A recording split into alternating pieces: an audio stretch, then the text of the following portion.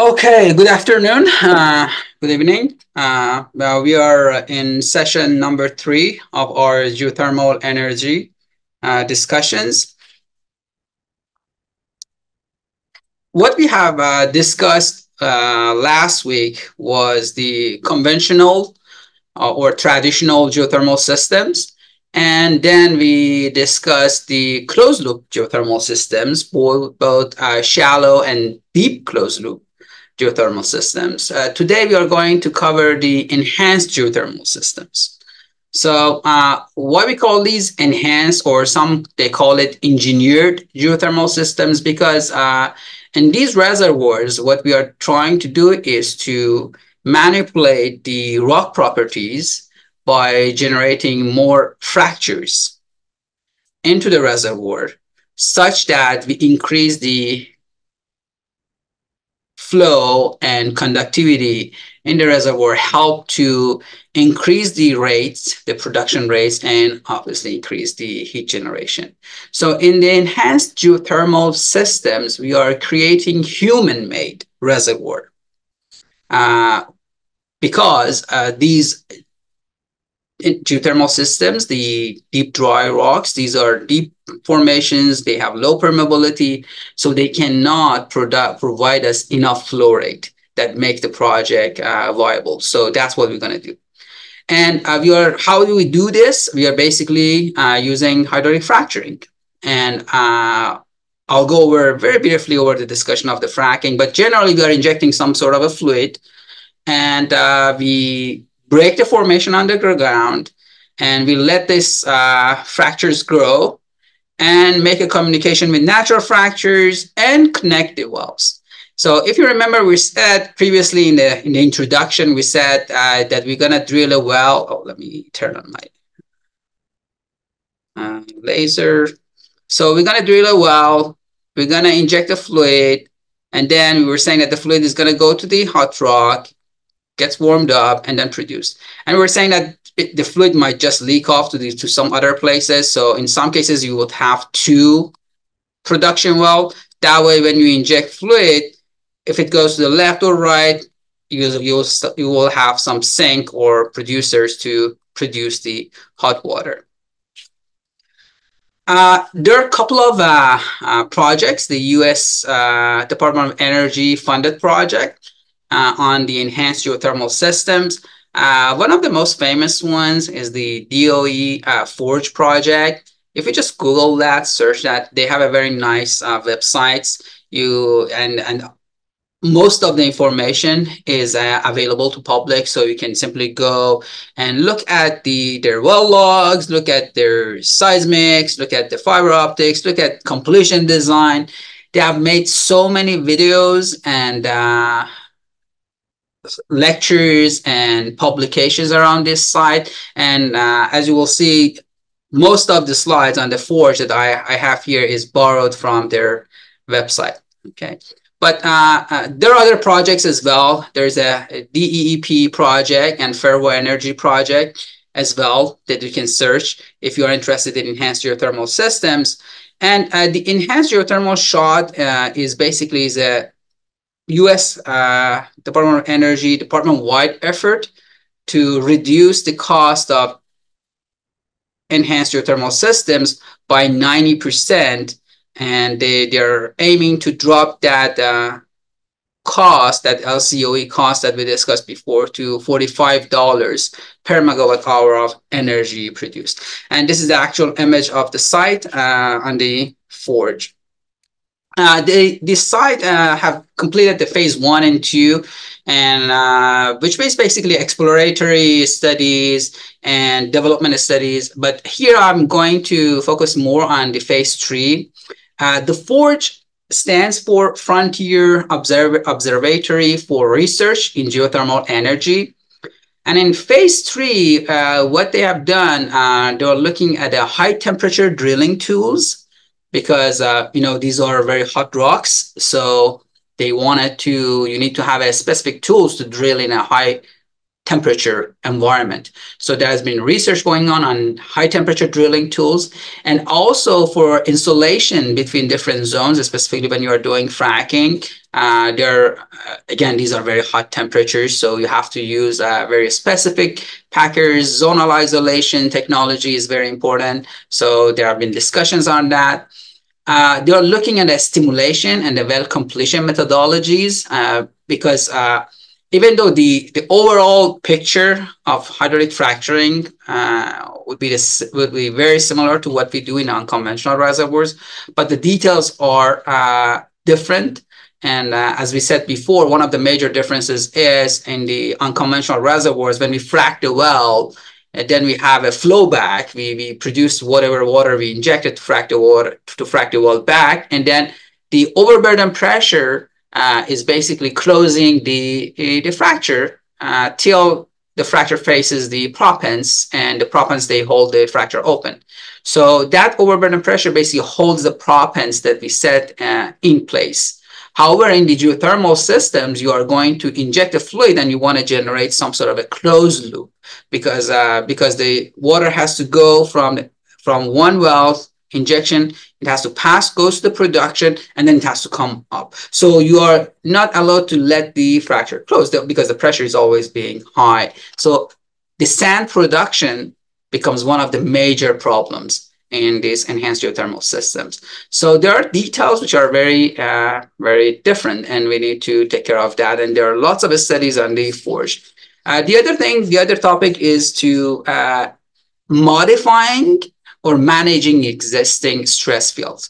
We know every area, there's a general stress field, which we know the direction of the minimum and the maximum horizontal stress. However, when you start doing some activity like drilling, or when you start fracking, like you start generating your first fracture, the stresses will change locally.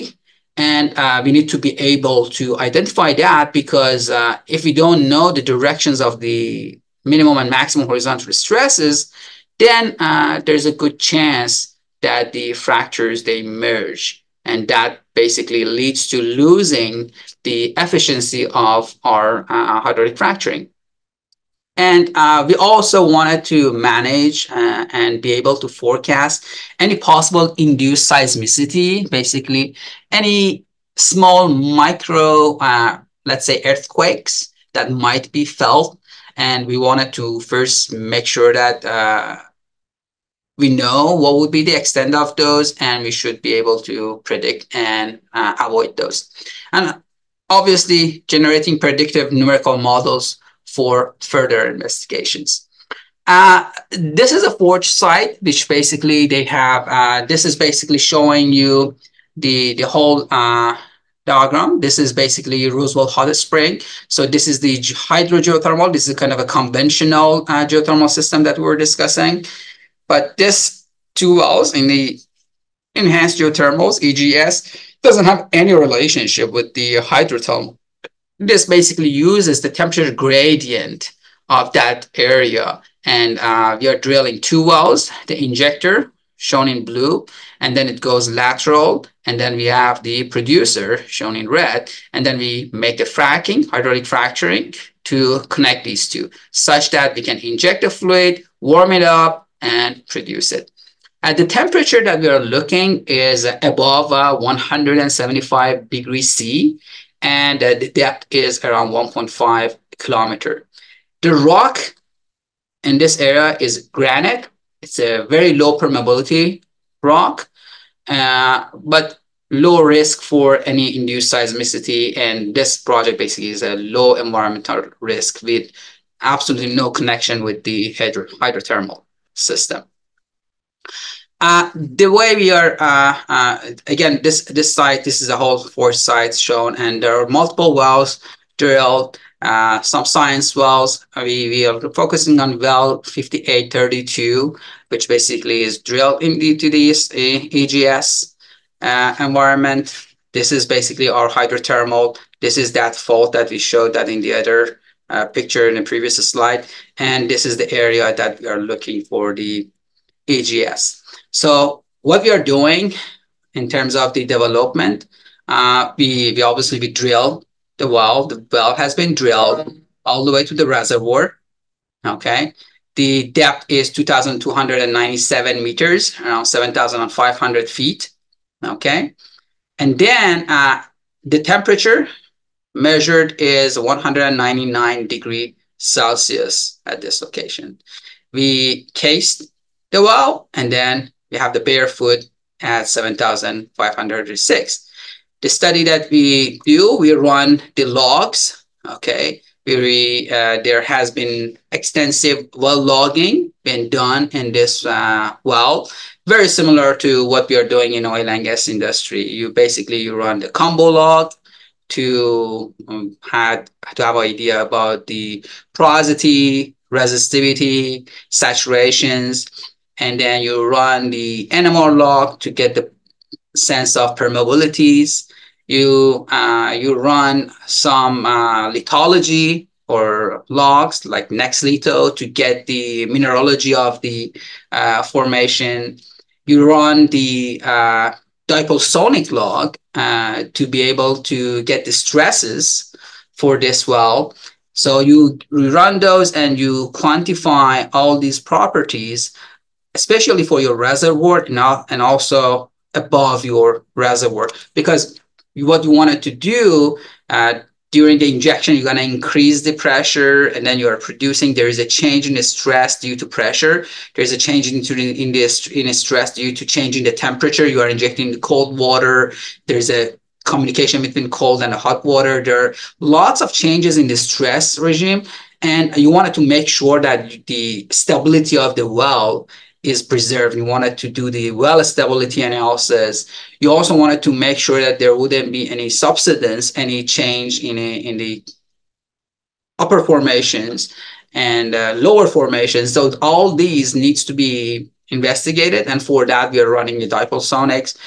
They also core specifically the reservoir to measure the rock properties, like performing triaxial test and using on the cores, measuring the porosity permeability values, measuring the compressibility values, and then we are using those core measurements to simply modify or correct our well logs. Okay. In addition to these conventional well logs, we are also running the what we call FMI log. This is formation macro imager log, which basically gives you a good idea about the natural fracture system, the natural fracture distribution, count, and orientation, because you wanted to make this connection between the injection and producer. You really need to have a good understanding of the natural fracture system in your reservoir, because as you start fracking these wells, you start reinitiating these fracture openings, natural fracture openings, and that basically will contribute to your fluid circulation or fluid loss during this process. And obviously, you need to do the stimulation before the actual fracking. You do some injection tests. We will go over the discussion of that. There are a couple of different injection tests that we can do. And the most important one is called DFET that we are running. DFET stands for Diagnostic Fracture Injection Test. This is basically kind of a mini frac. Like we are generating very small fracture. Okay. Why that's important? Because you wanted to know what is the pressure required to break this formation, right? Because that's the power that you need to be able to have some idea at the surface, how much power you need at the surface that resolve how much pressure at the bottom hole to break the formation. So surface treating pressure, bottom hole pressure, and the fracture initiation or fracture propagation pressure. So these are the informations that you can get out of the DFET analysis. And then obviously when you go to the next phase, when you understand the whole reservoir properties, rock properties, fluid properties, and you have good understanding of the natural fracture system and how the hydraulic fracture will behave, you go to the actual stimulation of the well, basically actually fracking the well. And then after the fracking, you already have done the FMI, formation macro imager. You have looked at how these natural fracture systems are developed. before you are applying, before you are doing any fracking. And then after you perform your actual well stimulation, you go back and you run another FMI, another formation macro imager. And this basically helps you to see the difference in natural fracture system and also look at your hydraulic fracture before and after the stimulation. The other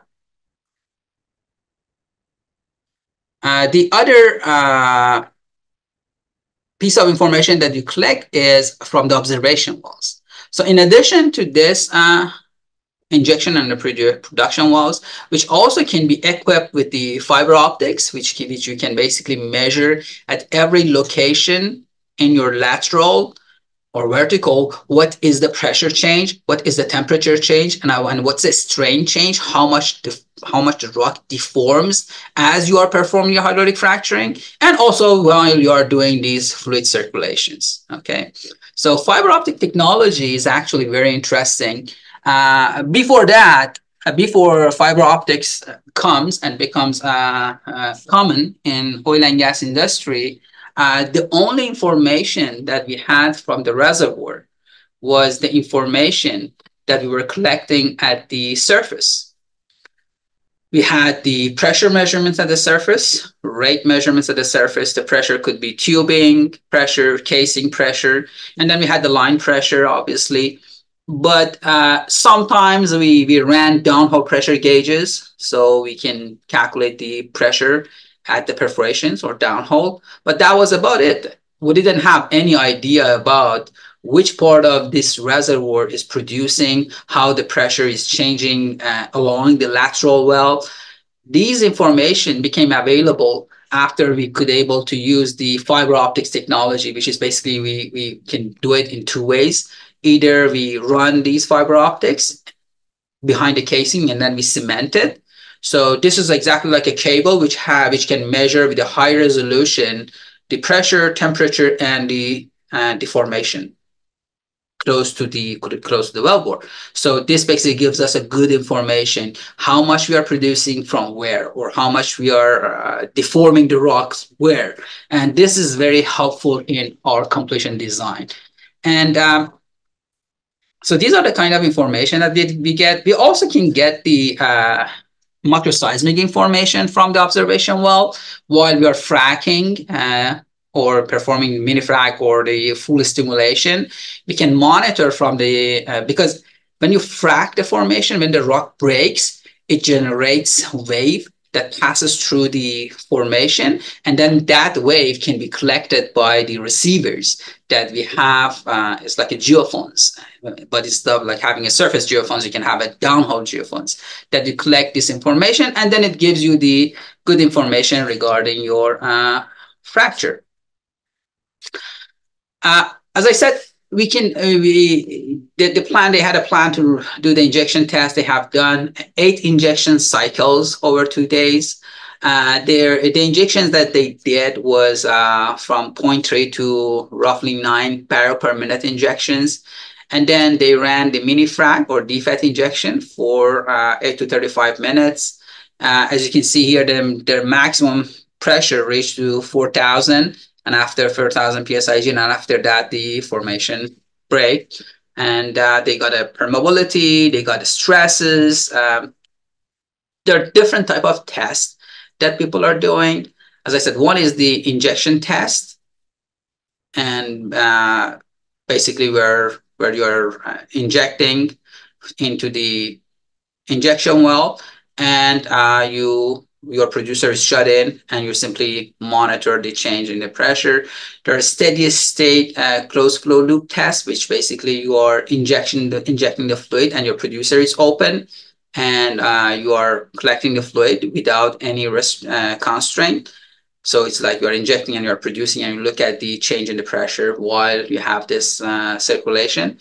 And you can have a flexible geothermal test, which basically you can curtail your production well with different percentages, basically produce all of 100% or with 90% or 80% or 50%, and then see how this circulation will happen, how the pressure will change. The parameters that are very interesting and we wanted to have a good understanding of those are the SH mean, the minimum horizontal stress, and maximum horizontal stress, and the vertical stress at where we are performing these hydraulic fracturings. Because when you are performing the hydraulic fracturing, the fracture tends to go in a direction with the least resistance. Okay, so what happens? The fracture grows parallel to your maximum horizontal stress and perpendicular to your minimum horizontal stress, because you want it to have a minimum pressure avoiding the fracture to open. So you wanted the fracture to open. So to be able to open, it has to go perpendicular to the minimum horizontal stress and simply parallel to the maximum horizontal stress. Okay, so we wanted to know what are those stresses, because that basically defines what's required for the pressure for fracture to extend in the reservoir. A quick background on the DFAT, because it's very important. We have been practicing this in unconventional reservoirs, and when you're talking about enhanced geothermal system, everything is around geomechanics, around fracturing, around fracture testing, and DFAT is one of the most important tests that we do. It stands for Diagnostic Fracture Injection Test.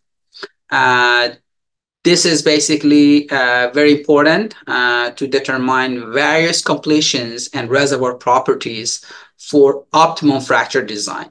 Okay, and the idea behind the DFAT is to just create a small fracture, okay, by pumping only 10 to 30 barrels of water. Okay, we're not exceeding the 30 barrels. We are just injecting a small amount, 10 to 30 barrels, with a small rate of 2 to 5 barrels per minute, but we just need to make sure that the injection rate is constant. Okay, and then we are monitoring the pressure. And after we are done with our volume, let's say you design to go 30 barrels, and you first obviously fill up the well bore and then load the well bore, and then you inject your 30 barrels. So you break the formation, that 30 barrels gets into the formation with a constant rate, then you shut in. So you monitor how the pressure builds up as you are injecting, because there is a resistance by the rock. So when you inject, you try to break it, but the rock is there, so it generates the resistance, the pressure goes up, and then at one point, the formation cannot hold the pressure anymore, so it breaks, then the pressure falls down a little bit. You continue injecting to extend the fracture. And when your volume is done, your 30 volume is injected, you shut the well. And then that's where basically the pressure starts falling down, meaning that the fluid starts leaking off to the formation. So this whole process is monitored, and we do the analysis, which we call it DFAT analysis, to come up with the different fracture and reservoir properties.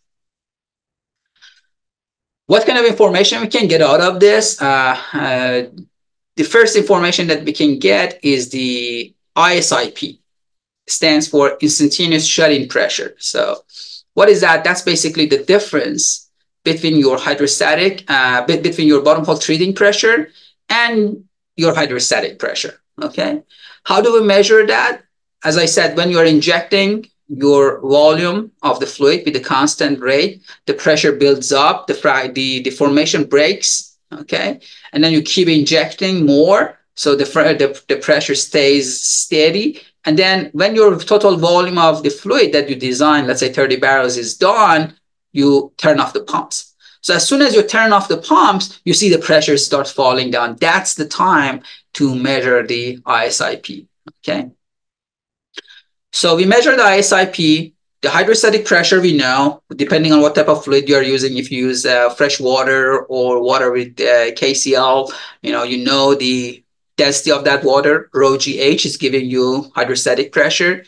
So you have the ISIP.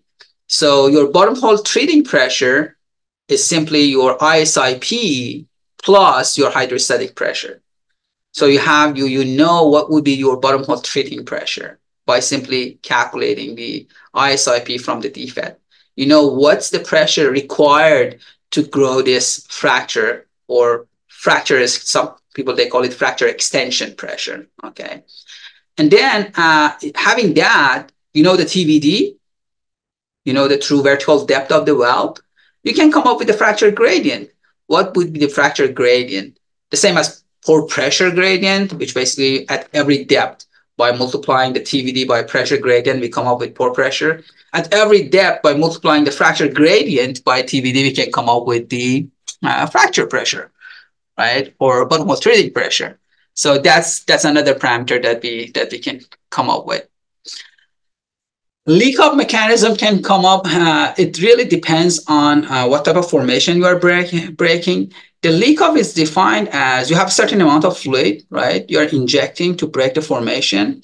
And what you expect is all the fluid that you inject works toward opening a fracture, right? Generating the fracture volume. But really depending on how permeable your formation is, or what's the extent of natural fractures. Remember, we said we ran FMI, formation macro imager, to come up with the natural fracture system. Depending on how this system is, this natural fracture system is set, some of that fluid might get lost into the natural fracture system, or simply through the permeability of the matrix formation. So if that happens, basically what it means is you're not using the whole power that you're injecting to grow the fracture. Some of that power will get lost through the formation. This is basically, we call it fluid leak off. We don't want that. The less fluid leak off, the higher the efficiency. The more fluid leak off, you need to think about what to do about it. Like in unconventional reservoirs, right? In shale gas reservoirs, when you deal with the formation, let's say in here, Marcellus Shale, let's say in Appalachian Basin, it's highly naturally fractured. When you start injecting fluid to frac this formation, some of these fluids, they get lost into the natural fracture. So in that case, what we do is we inject a very small sand particles, like we call it 100 mesh. These are like baby powder sand. So yeah, I think I have. This is 2040. Okay, so this is a 2040. This is the 2040 sand, but 100 mesh sand is much smaller than this. Okay, this is like a baby powder. So we inject that, and what it does, it just generates like a mud cake. It generates a layer that basically prevents the fluid to leak off to these natural fracture systems. So there are things that we do depending on what type of leak-off mechanism we encounter. After we are done with injecting, as I said, we wait and we monitor the pressure fall off. The pressure falls off till the fracture closes, okay? We can measure the time to closure, how long it takes for the fracture to close, okay? And what would be that closure pressure? So these are basically good indications that we can use to come up with the minimum horizontal stress if we don't have, and we can also measure that and see how much we have changed that minimum horizontal stress from our previous, let's say, dipole sonic log measurements. Depending on your fluid leak-off regime, you might be able to get the maximum horizontal stress as well if your fluid leak-off regime is something that we call pressure-dependent leak-off. If you're interested in these topics, you can refer to my book, Hydraulic Fracturing in Unconventional Reservoirs. There's a whole chapter on this discussion. But pressure leak-off, basically, if you have a pressure-dependent leak-off, you can come up with the maximum horizontal stress, minimum horizontal stress. The difference will give you the stress anisotropy. You can come up with the fluid efficiency. And if you wait long enough after you shut the well till you reach the pseudo-steady state flow, then you can have a very good estimate of your reservoir pore pressure, reservoir transmissibility, and these are basically very valuable information before you go to actual hydraulic fracturing design. So this is a procedure on the DFED. It can be done through the perforation or through the toe injection tool. It really depends on what you do. As we said, If you do it through the initiation tool, definitely you don't need to have any perforation. Depending on your formation, like if you are trying to do this in the shale gas reservoirs or somewhere that you have clay minerals, because when the clay minerals get involved with water, depending on what type of clay mineral you have, is it the illite, montmorillonite, kaolinite, they have different affinity to absorb water. So when they absorb water, they swell, okay? And that generates problem, right? They close up the pore spaces and stuff like that. So you don't want that to happen. And to avoid that, one of the remediation is to add KCl to the fresh water, okay? And then basically that avoids this clay mineral swelling. For a good pressure measurements and pressure recording, we are using the spider gauge, which basically stalled down hole and can have a very high resolution of the pressure measurements. And before we do, obviously, we need to fill up the whole wellbore. You need to calculate what's the wellbore diameter, what's the TVD, how much fluid you need to fill up the wellbore. You do that. You fill it up with the fresh water or the KCl, and then you start injecting that amount of 2 to 10 barrel per minute on a constant rate to get your defect. And as we said, you are injecting with a constant rate. As soon as you start injecting, because the formation is a resistance to this injection, and we know water is considered to be incompressible, so there would be a back pressure, leads to pressure going up. So we measure the bottom hole pressure, it goes up. And you keep injecting, you see the pressure starts going up. It goes up to the point that the formation cannot hold it anymore and formation breaks. So that's your breakdown pressure. When you see that the pressure is not going up anymore, it starts falling. It means the formation is broken, fluid is entering to the formation. Therefore, there's not as much a resistance as you had before. Therefore, the pressure will fall down. But if you see, you're still injecting with that constant rate.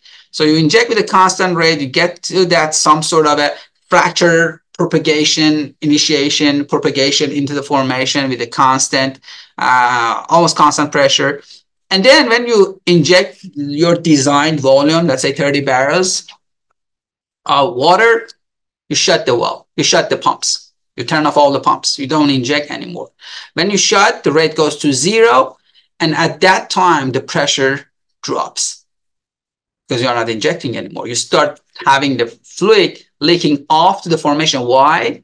Because there's an overburden pressure acting against this fracture opening. So you open the fracture by injecting fluid, it opens up. And then when you are done with placing the amount of fluid you have, due to confining pressure, this formation starts closing up again. The fluid starts getting lost in the natural fracture system. The pressure goes down. And you're monitoring how this pressure goes down till the fracture closes. There are 2 sets of analysis we do. These before closure and after closure. Before closure analysis gives you the fracture dimensions. After closure analysis will give you your reservoir properties. Very quickly, if you are not familiar with the hydraulic fracturing, you drill a well, you case it, you go horizontal, that's your well. And then what you do, you start injecting cement. So you inject cement, goes to this wellbore, goes through your casing, goes all the way, fill up around the casing, and then you drill out the cement in the wellbore. So behind the casing is all cement. Inside, you're open. And then what you do, then you ran your coil tubing with your perforation guns, depending on how many clusters of the fracture you wanted to generate.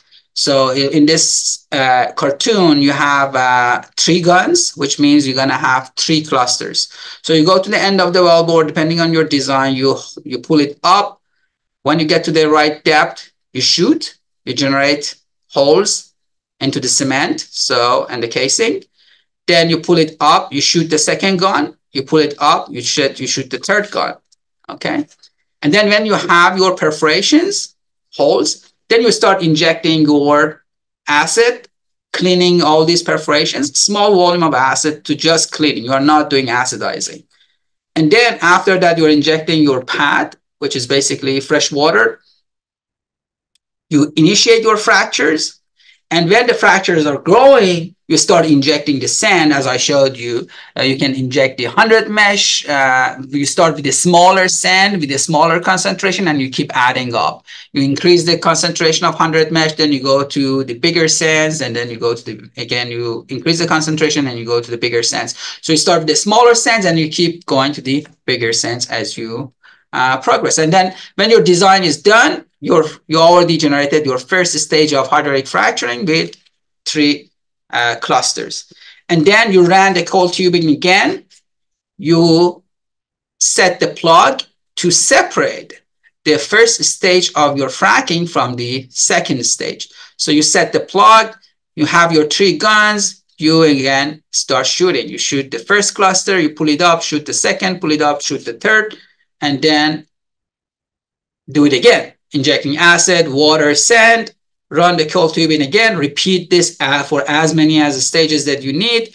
You completed all your fracking, you drill out all the plugs. So you run the cold tubing, you drill out all the plugs, and then you flow back. So done. So this is basically what we call plug and perf fracking. This is actually what has been done in the Utah Forge project. And after this, what you do, you ran your FMI log, your formation macro imager. And you had this view of the natural fracture system before you perform fracking. You ran this again after you perform the fracking. And then you start noticing the differences between these logs. And that basically shows how you reactivated the natural fractures, how you generated the hydraulic fracturing, and you can have a good understanding of your stimulation. You can also look at that by looking at the fiber optics, basically. So here is, if you ran the fiber optics, here is basically the actual forge. So the 2 deep wells drilled, as you can see, they go vertical, and then they go deviated.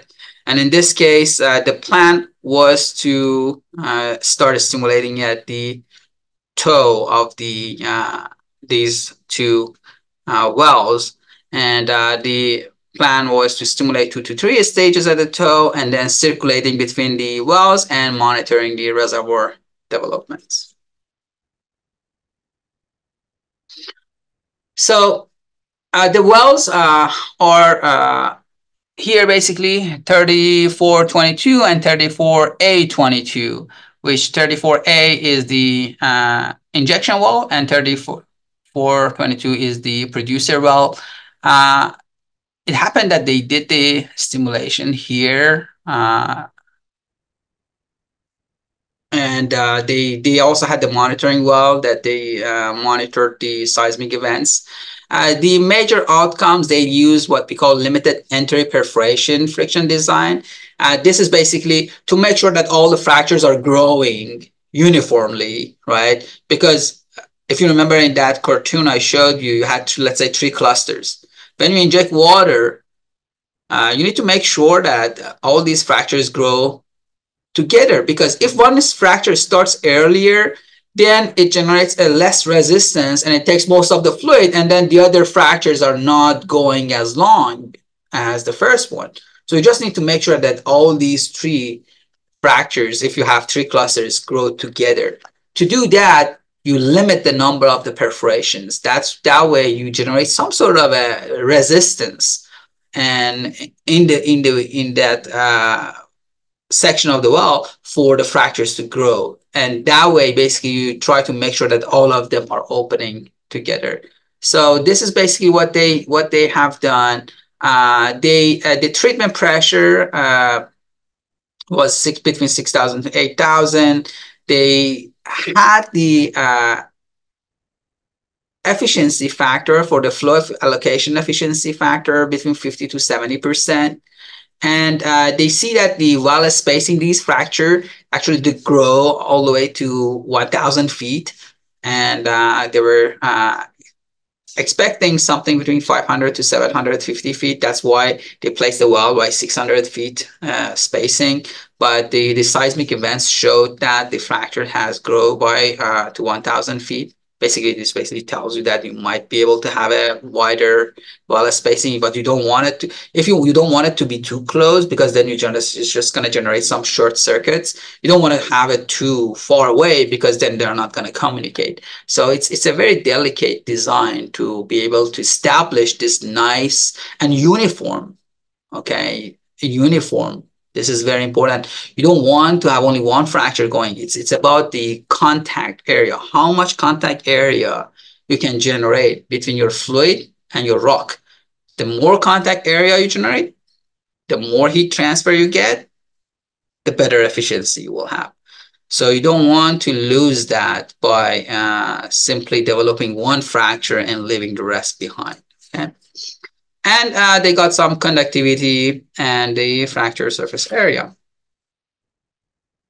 How do they know the fracture extends by 1,000? As I said, they had this monitoring well, which was like monitoring the activities. So all these dots that you see, these are the microseismic events. So these geophones in the observation well, they measure the wave characteristics, and then they back calculate the source of these waves. And then when they do this back calculation of the distance, they come up with the location of the source of that event. And that's basically how they're showing it here. So basically, here they're showing that there are events, but not all the events means that the fracture actually extended to that point. It just means that there was some breakage. It might be a natural fracture still, or which is reactivating, or something in that sense. Okay, but they see a lot of activation in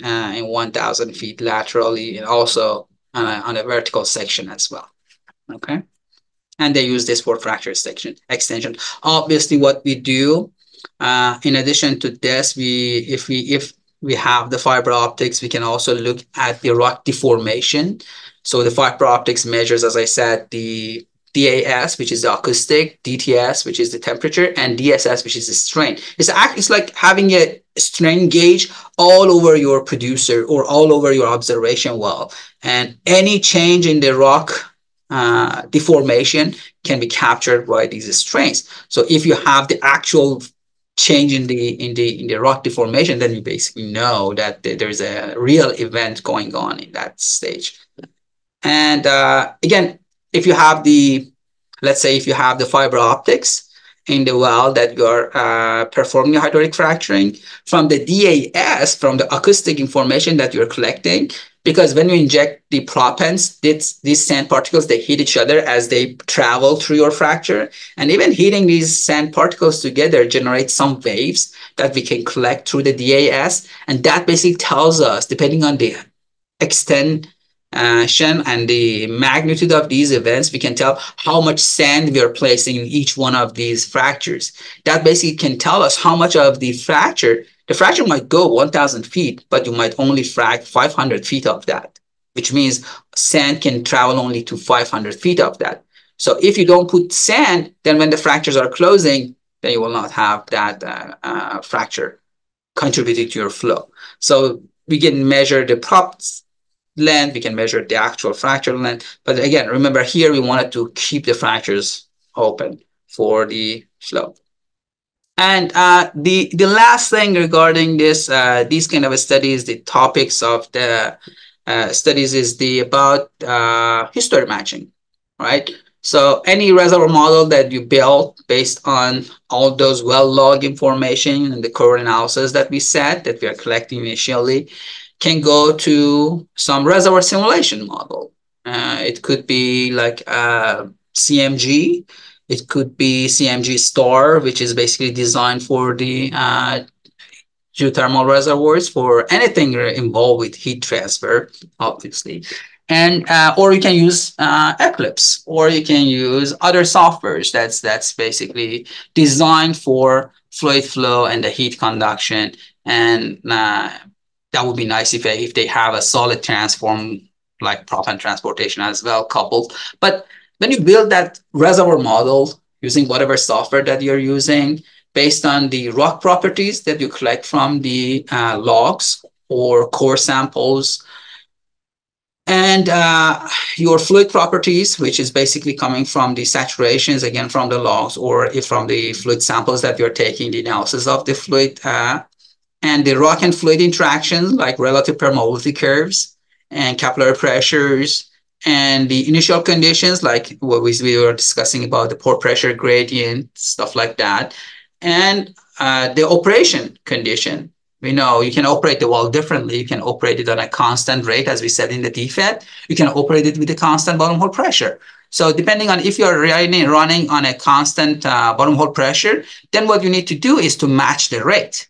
You cannot match both. You have two factors, pressure, rate. If you use rate as a constraint, then you match the pressure. If you use the pressure as a constraint, then you match the rate. And obviously, the temperature, if you're measuring the temperature, so you can also look at the best case match. And these are basically the best case matches that they got in the Forge study using the reservoir simulation. The good thing about this is when you have a reservoir model that matches the actual reservoir, that reservoir model basically mimics the behavior of the reservoir, right? And the idea is now if I have a numerical model that mimics the actual reservoir behavior, I can use that for forecasting, right? What will happen to the temperature? What would happen to the flow rates if I keep doing these circulations for 2 years, for 3 years, or for as many years as you wish? So this basically is the application on the story matching. So in this discussion, what we tried to do is to just talk about briefly on the concept of the enhanced geothermal systems and going over the basic procedures regarding the formation evaluation, regarding the technologies that we need to use in the AEGS, and some examples. And as I said, the Utah Forge website is a good reference. If you go, they have a data repository that you can download informations. There are lots of presentations and the videos. Okay. We have 10 more minutes left. So let's look at other studies. There are more recent studies. One is done by this company called Sage Geosystems, and they have a couple of presentations. The one that I'm showing you here is from two presentations that they gave. One is in the SB Geothermal Systems, a new technology webinar. You can just Google this. There's a YouTube. You can go and see the whole presentation. But here I just try to show you the essence of it. So what they say is the hydrothermal is pretty conventional, we know, and it generates 100% of the current 15 gigawatt energy generated from the geothermal systems. The others, the hot dry rock that we discussed, the deep closed loop, the enhanced geothermal system, and now we are looking at the SAGE. So if you remember last time at the end of the discussion of the closed loop, we said like there are studies like the ones that done with ResFrag, which says the deep closed loop might not work physically because it's relying on the heat diffusion and heat conduction, and these are very slow processes. And it was suggesting to invest more on the EGS systems to have this connection between the injection producer. Sage was raising a couple of problems regarding the EGS, and they are proposing something which is very similar to what we have done before in the cyclic steam stimulation, or what we call half and puff. That's why we call this SAGE half and puff. But what was that in the concept of the oil and gas industry, heavy oil recovery? You have a heavy oil, right? It's heavy, it's viscous. It doesn't flow. So to make it flow, what you do is start injecting steam. You inject steam to the well bore, you shut the well, and you let the steam to soak inside the reservoir, called soaking time. So that steam warms up the oil, drops the oil viscosity. When you open the well bore, now the less viscous oil will move toward your well bore and you're producing. So very similar concept here. So here they were talking about drilling a vertical or horizontal wells.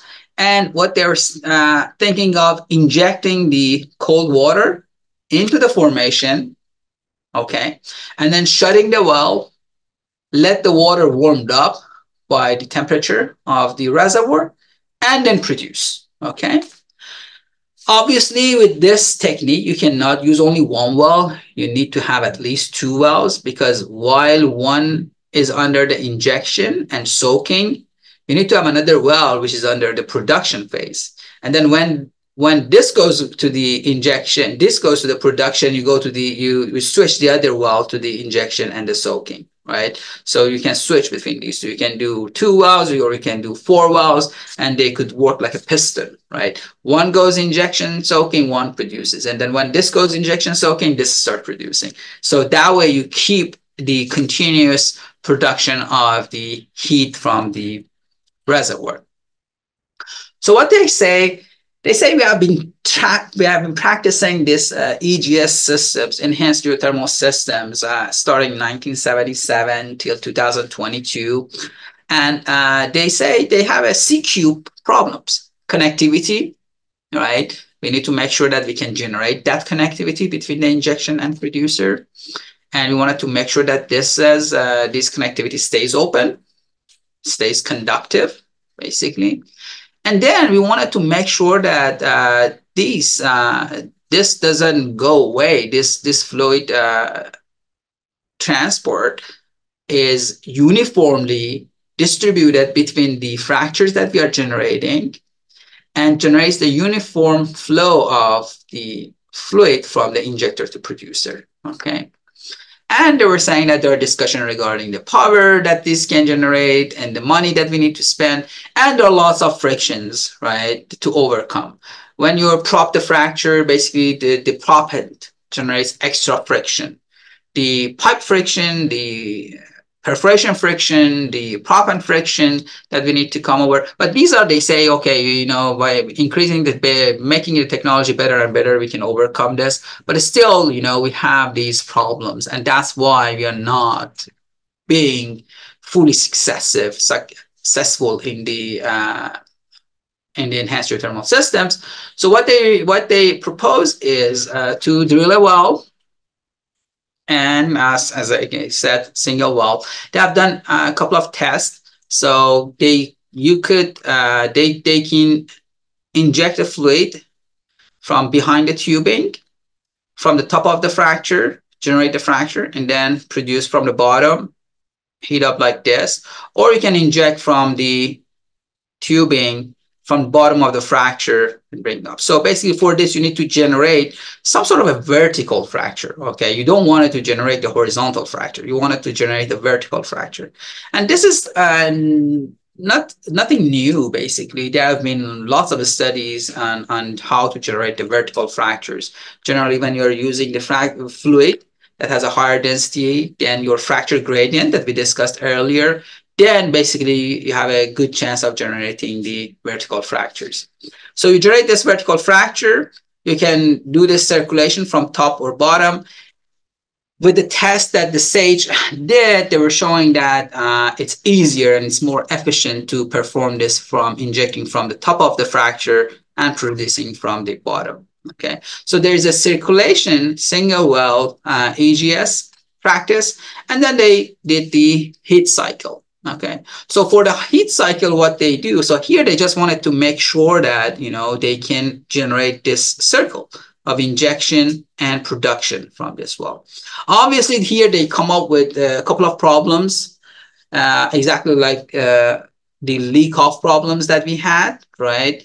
Here they also encounter that. And that was simply because these, as I said, you're going to have a long vertical fracture. So when you have a vertical fracture, it actually passes multiple formations, right? And these multiple formations, they might have completely different fracture gradient and completely different closure pressure, which basically leads to the fact that when you're injecting, right, you're opening the fractures. But when you're producing some area, the fractures might close up faster than the others. So when the fracture close up, if your closure pressure is higher, then the water is gonna get trapped in those fractures, right? So some of the water it gets trapped, so you're not producing those. So you might come up with the fluid loss when you're doing the circulation. Okay, and then you need to keep adding fluid. So there are things like that that needs to be considered when we are looking at these systems. But what they do generally, and they figured out that if you have a smaller vertical fractures, then you wouldn't get to that problems. Like instead of having 3,200 feet of vertical fracture, having only 600 feet of uh, vertical fracture, then you would not have that problem. So you inject fluid, you charge the reservoir, you shut the valve, you let this fluid gets warmed up, so you pressurize the reservoir, and then you produce. So the overburden pressure starts closing up these fractures, and you're producing the fluid from both lower, and the upper part of the well. So that's the idea. The field that they have been tested is a heat root field uh, in Texas, and where basically they acquire the abandoned well, and then they perform their test. Basically, here they're showing that the 3,250 feet of the vertical fracture they generated, they had the pressure measurements at different locations, and they tried to quantify these effects. They for the circulation, they filled up the well bore, and after that they pumped a different amount of water, and they, as I said, they start waiting for a different period of time for the soaking. And what's basically saying, they are saying that the more you wait for the soaking, obviously the better response of the reservoir that you would get. But here is obviously the test. They are testing different injection rates, they're testing different soaking times, and they're producing. So to just make sure that they can operate this efficiently and not losing that water to the formation, they define this window of the operation. Okay.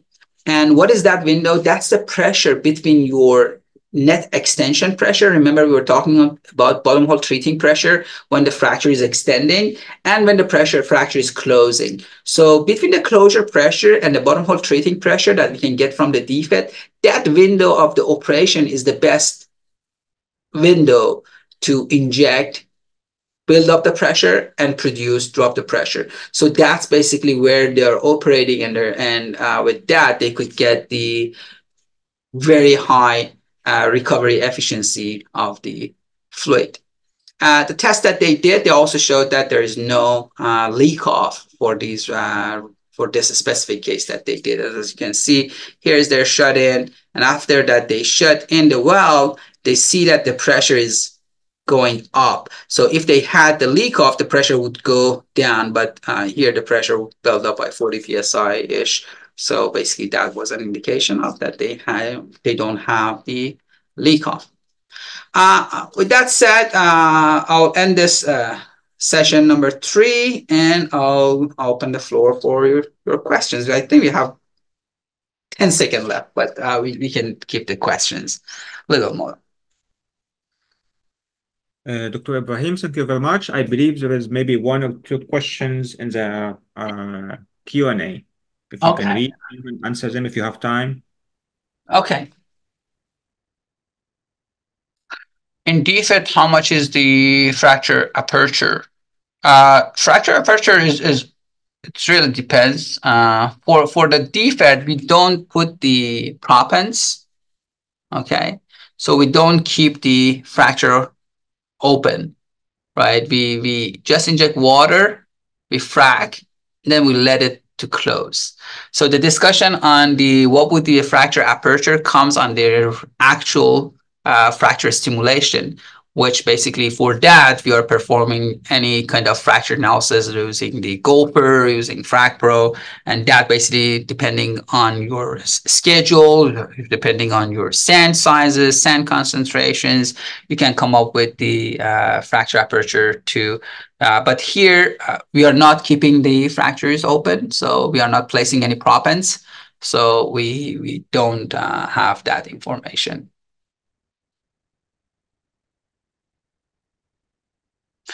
Uh, there is a question on how far apart are the two forge wells.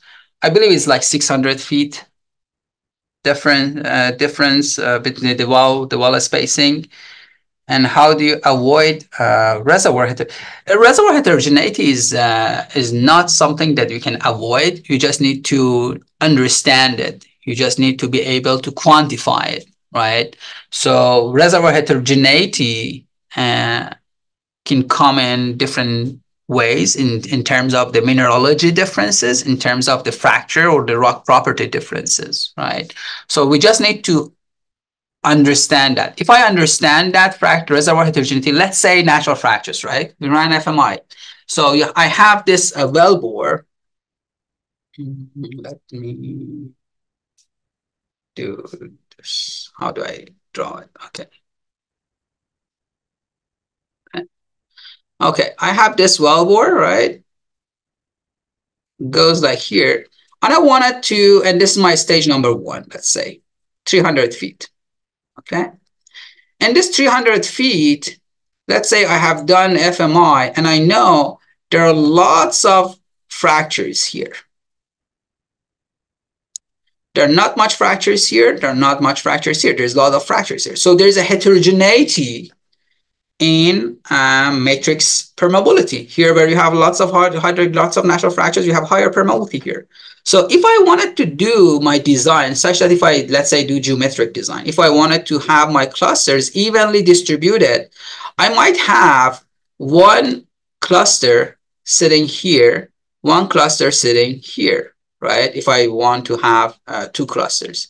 So if I have this, then when I start injecting fluid to do the hydraulic fracturing, what happens, because there are lots of fractures here, this fracture opens up first, it gets most of my fluid and it doesn't let this fracture to grow, right? So that's a problem. So that's a heterogeneity that I need to deal with. So what's the idea? Here, what if I wanted to place the perforations for the fracking? Oh, I'm not going to go and use the geometric design, which basically might lead to having clusters right here. I would put my one cluster here, and I would put the second cluster here. This way, I'm avoiding this area of highly natural fractures. I'm putting the clusters, like the perforations, where I have a homogeneous reservoir properties. That way, my fractures, they go together. Or if I have very highly fractures all over, except here, then I try to put all my clusters where I have high fractures, right? So I try to be homogeneous in that heterogeneous formation. Try to make sure that these are uniformly distributed. So this is one way of dealing with the heterogeneity in the reservoir. As long as you know what that heterogeneity is and you can quantify it, then you can deal with it. But if you just say that I want to do geometric design, and I don't have any clue about the reservoir heterogeneity, then you might come up with the fractures which are developing on a different scale. And obviously, you will not get the 100% efficiency. You are getting a very low efficiency in your process. But heterogeneity is very important, and we would like to deal with that. Okay. Dr. Ibrahim, I believe there's one more question in the chat box. If you check your chat box, you'll find it. Okay. Uh,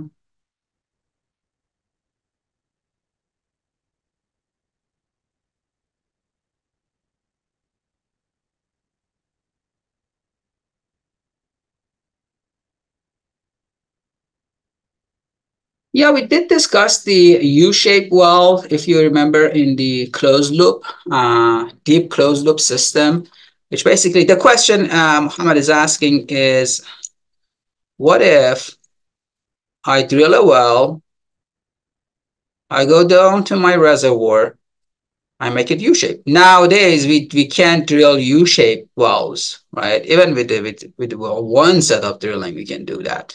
So we drill it and then we make it U-shaped. But as we said previously in our last session, the problem with this system is your fluid will stay in the wellbore, right?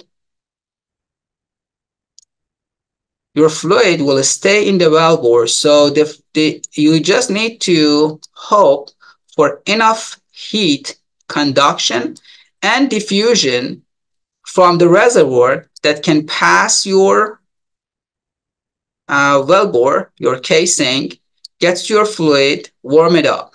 Okay. So conduction, heat conduction, and heat diffusion is a very slow process. Okay.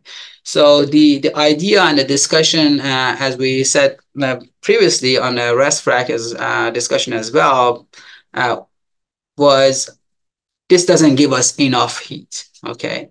So we wanted to have a large volume of the water getting exposed to large surface area of the rock, the actual rock, to warm up. But this is something that has been practiced in the closed loop U-shape wells. Okay. Any other question? Dr. Ibrahim, thank you very much. It was excellent lecture as usual, Thank and you. we will see you again on Thursday. Sure. See you guys Thursday. Bye Thank you. Have a good evening. bye. Bye.